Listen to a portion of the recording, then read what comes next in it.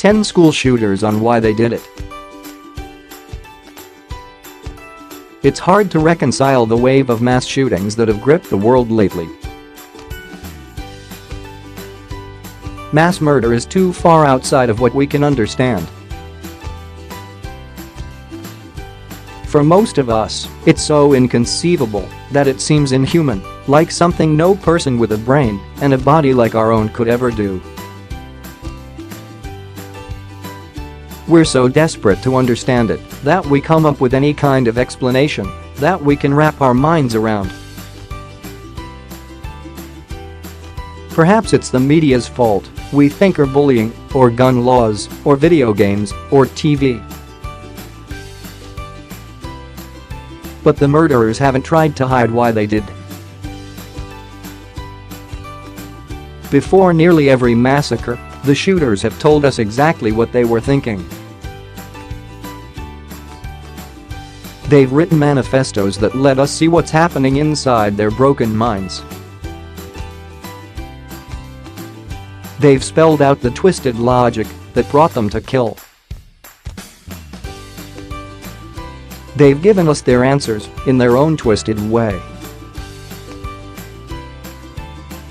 But be warned, these are the thoughts of deranged minds, and the answers are never as simple as we want them to be. 10 Elliot Roger. I will have my revenge against humanity, 22-year-old Elliot Roger promised in a video uploaded to YouTube in 2014, shortly before he walked into a UC Santa Barbara sorority house and slaughtered 6 people before killing himself. I'm 22 years old and still a virgin, Roger complained. I've had to rot in loneliness. It's not fair. His massacre, he said, was something the world deserved just for the crime of living a better life than me. For all his complaining, though, Roger didn't exactly have a low self-esteem. He called himself the perfect guy and the supreme gentleman, promising that after he'd killed, they would see that he was the true alpha male. He had a delusion that was a god compared to the rest of humanity, and after the massacre, he believed the world would see him the way he saw himself.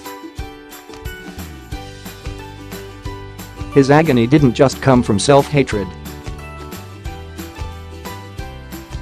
He had delusions of grandeur, and when the world didn't reciprocate his narcissism, he saw it as their fault, not his. Women, he declared, should not have the right to choose who to mate and breed with, because by not choosing him, they'd shown they couldn't make the right choice. In a massive 141-page manifesto, he detailed his vision of an ideal world, one where women had no rights and the human sex drive was obliterated. If I cannot have it, Roger warned, I will do everything I can to destroy it. 9 Eric Harris. Someone's bound to say, what were they thinking? Eric Harris wrote in his journal, days before he and his friend Dylan Klebold walked into Columbine High School and killed 13 people. This is what I'm thinking. I have a goal to destroy as much as possible. Harris saw himself as an enlightened person because he saw the irrelevance of life. People will say things like, oh, it was so tragic, he predicted. You think that's a bad thing? Just because your mommy and daddy told you blood and violence is bad, you think it's a effing law of nature? He saw his massacre as an act of natural selection. Everyone should be put to a test, he wrote, see who can survive in an environment using only smarts and military skills. Those who didn't question conventional values, he felt, were unfit for anything at all, especially life. His journals, the FBI believes, reveal a mission-grade superiority complex. He saw himself as above humanity, like an angel of death sent to decide who deserved to live and die. Harris deemed few worthy to live. The majority of the audience won't even understand my motives, he wrote. They'll say, he's crazy, he's insane, oh well, I wonder if the Bulls won. A. Dylan Klebold. While Harris filled his journal with furious condemnations of humanity, Dylan Klebold's journal was full of poems and a deep longing for some type of human connection. The world is the greatest punishment, life, Klebold wrote in his journal. He'd been cutting himself to kill the pain that he blamed on his inability to get a steady girlfriend. To Klebold, love was the only path to a meaningful life. In a short poem, he wrote, "The true great person achieves happiness only when he has met his soulmate." For all he craved human connection, though, Klebold didn't see himself as human. He mused in his diary about when he got covered up by this entity that had taken over his body. In other entries, he called himself a non-human or a god. He was, he believed, the god of sadness. He and Harris, Klebold said, were conceived from ourselves and each other. The rest of humanity were zombies, sent as a test to see if our love was genuine. Time to die, time to be free, Klebold wrote, days before the massacre. Time to love. 7. Brenda Spencer. I don't like Mondays. That was the only explanation 16-year-old Brenda Spencer gave.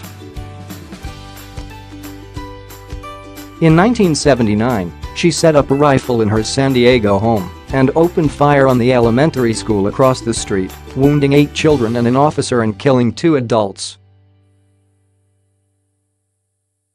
When a reporter asked why, though, all she said was that she didn't like Mondays and that she was bored. This livens up the day. The callous and total lack of remorse in her answer made the phrase a cultural phenomenon, and what little else she said during the attack didn't help anyone understand. When she surrendered to police, she told them that shooting children was like shooting ducks on a pond, and that she liked to watch them squirm after they were hit. But despite the detached face Spencer wore throughout her actions, the things she said before she started shooting seemed to hint that there was more that led her to that moment than just boredom. The gun she'd used had been given to her by her father, and she'd taken it as a hint. I asked for a radio, and he bought me a gun, Spencer said. I felt like he wanted me to kill myself. Spencer, who had described fantasies of becoming a sniper to her friends and family, told her friends she was going to use the gift for something else. Before she started shooting, she told her friends she had a different motive. Watch the news, she told them, because she was going to do something big to get on TV. 6. Evan Ramsey. what I wanted," Evan Ramsey told a reporter, years after walking into Bethel Regional High School in Alexa in 1997 and shooting 2 of his classmates with a 12-gauge shotgun, "was to get people to leave me alone." Ramsey spent most of his childhood moving through foster homes, most of which were, in his words, fairly abusive. His mother had been a binge drinker, and his first foster father had beaten him with a bungee cord. It took years before he moved in with a mother who took good care of him. Still, Ramsey struggled with bullying at school, and after telling his foster mother about it, he decided to do something about it. She told him to do the mature, an adult thing and report all incidents of bullying to the principal, Ramsey told a reporter, before shrugging and adding, "Didn't seem to work. I decided I needed to do something to stand up for myself," Ramsey said. "I chose to kill." 5 Caleb Sharpe. "I always knew you were going to shoot up the school," Sam Strahan, one of Caleb Sharpe's classmates, said in 2017 when he saw 15-year-old Sharpe walk into Freeman High School in Rockford, Washington, with a semi-automatic rifle. It was the last thing Strahan would say before Sharpe murdered him and injured 3 other students. Sharpe told police he'd killed Strahan to teach everyone a lesson about what happens when you bully others. Before his massacre, he'd written "kill" on photographs of 26 students in his yearbook who he'd planned on targeting. The people who know him, though, aren't convinced. "We knew for a fact he wasn't being bullied," one of Sharpe's classmates said. Instead, Sharpe's problem was mental illness. He'd already been seeing a school counselor about his dangerous thoughts, and he'd passed around notes warning that he was planning on hurting people. Sam Strahan wasn't the only one who saw this coming. Some of the things Sharpe wrote in his notebooks before the massacre revealed the depths of his madness. Like Dylan Klebold, he wrote some of his notes as if he were another entity living in a young boy's body. "I am the one who deserved to live, but I still need Caleb until I kill all those kids," Caleb wrote, apparently imagining he was possessed by something else. "Then Caleb will finally die while I live on." For Luke Woodham. October 1, 1997, will go down in history as the day I fought back, 16-year-old Luke Woodham wrote, before murdering his mother with a butcher's knife and opening fire inside of Pearl High School in Mississippi. "I kill because people like me are mistreated every day. I know this to show society push us, and we will push back." He'd spent his life being teased by classmates and taunted by his mother, he claimed, and was tired of watching Johnny football player get the glory.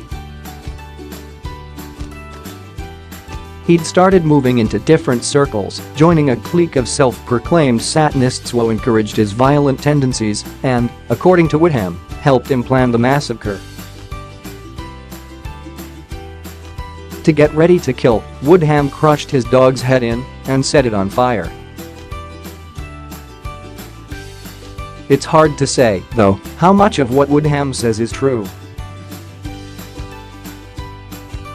According to the police, Luke had psychotic processing and misinterpreted reality.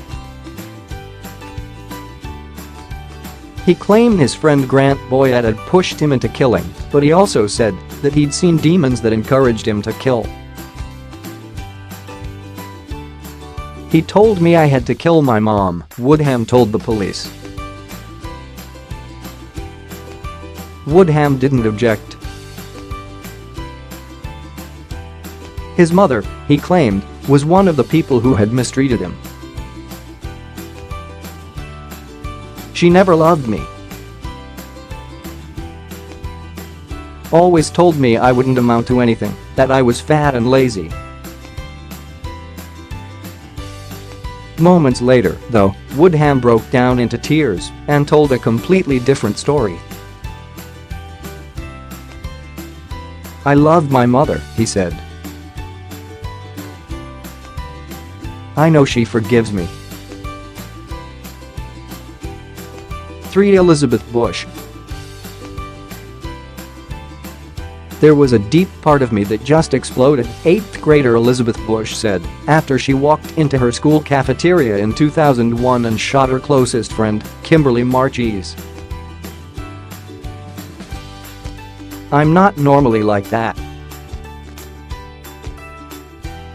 Busch claimed she'd been bullied by her classmates at Bishop Neumann Junior Senior High School in Pennsylvania.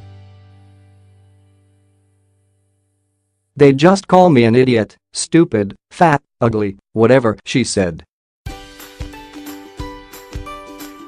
One incident was I was walking home from school and 5 or 6 kids were behind me and they started throwing stones at me.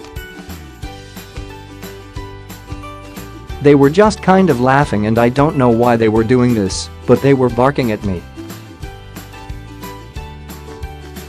In a fit of depression, Busch started cutting herself.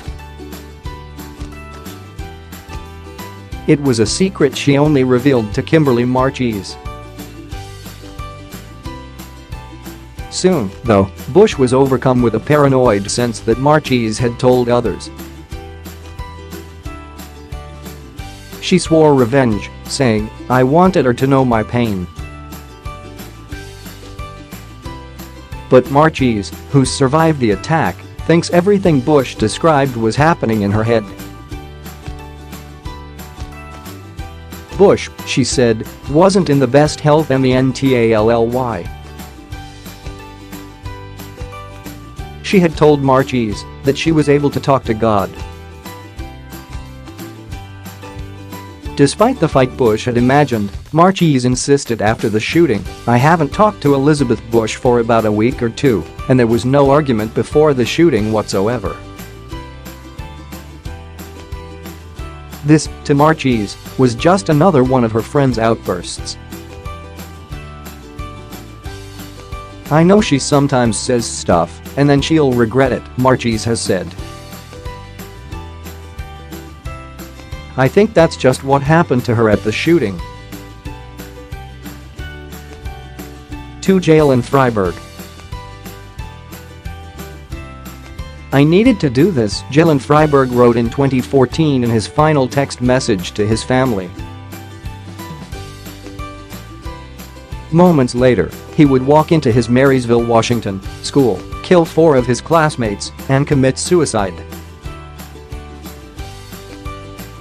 He asked his family to apologize to his friend's parents for what he was about to do, saying he needed his crew to come with him. "I needed my ride, or dies with me on the other side." That breakup set him off. Days before the massacre, Fryberg's girlfriend broke up with him. In retaliation, he started bombarding her with texts promising he'd kill himself and trying to blame her for it. "Don't bother coming to my funeral," Fryberg texted her. "I set the date. Hopefully you regret not talking to me." In his final message, he told his parents that he loved them, but that he wasn't happy. To him, his massacre was nothing more than a trip to the other side of existence. He just wanted to make sure his friends were there with him. He murdered 4 people and injured 1 more purely because, in his words, "I didn't want to go alone." 1 Seung-Hui.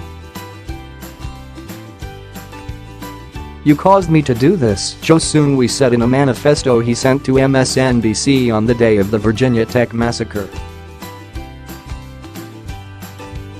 He was getting ready for a slaughter that would kill 32 people and injure 23 more. It would be one of the worst school shootings in history. "Oh, the happiness I could have had mingling among you hedonists, being counted as one of you," Joe wrote in his rambling, borderline nonsensical manifesto, "if only you didn't F the living sh out of me." He accused society of raping my soul and committing emotional sodomy, although he never quite explained what that meant. In part, though, he was furious at people he called descendants of Satan disguised as devout Christians. He saw himself as the Messiah. "Like Moses, I spread the sea and lead my people to eternal freedom," he said. He called Eric Harris and Dylan Klebold martyrs, people who had sacrificed their lives to make society suffer, and chillingly promised that his massacre would set the example of the century for my children to follow. For all his God complex, though, the people who knew Joe saw him as pitiful. A teacher called him the loneliest person I have ever met in my life.